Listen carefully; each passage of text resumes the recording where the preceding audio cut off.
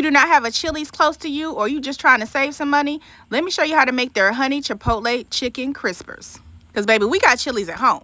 All you want to do is season your chicken tenders with salt, pepper, and I like this roasted garlic powder. Now just add some flour to a bowl, and you want to coat your chicken tenders in your flour and then allow it to rest. Don't worry, we're going to add more seasonings, just trust the process. For your honey chipotle sauce, you're going to need some honey, about half a cup, and then add about a 1/3 cup of chipotle peppers in adobo sauce. Once you add that in, you're going to need about 1 tablespoon of apple cider vinegar and 2 tablespoons of ketchup and a 1/4 cup of water. And that's it. Just blend this up until the sauce is nice and smooth. Okay, so now let's work on the dredge for our chicken tenders. You're going to need some flour, some cornstarch, as well as some baking powder. Don't worry, the written recipe will be in the caption. I season with some salt, some garlic powder, some salt-free garlic and herb, black pepper, as well as some paprika. Yes, the seasonings have entered the chat.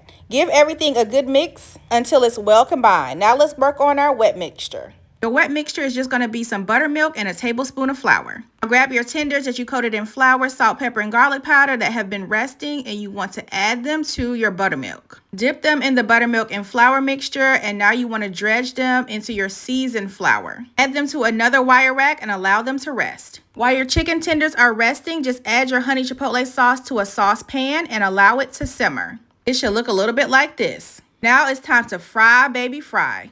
I fried my chicken tenders on 375 degrees in my deep fryer.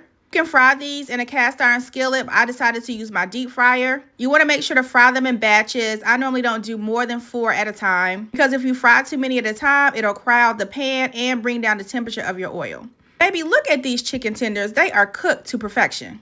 Anytime you're frying food, you want to add it to a wire rack instead of on a paper towel so your food continues to be crispy. Because if I'm consuming calories of fried food, baby, I need to enjoy that crunch, okay? Last step, baby, is just to add the honey chipotle sauce. Unless you like your tenders drenched, you don't have to drench them in the sauce. You can even just brush on the sauce if you want. I just lightly coated mine and then used a pastry brush to make sure I got every crevice of that fried chicken tender. I served my chicken tender with homemade ranch and got my entire life.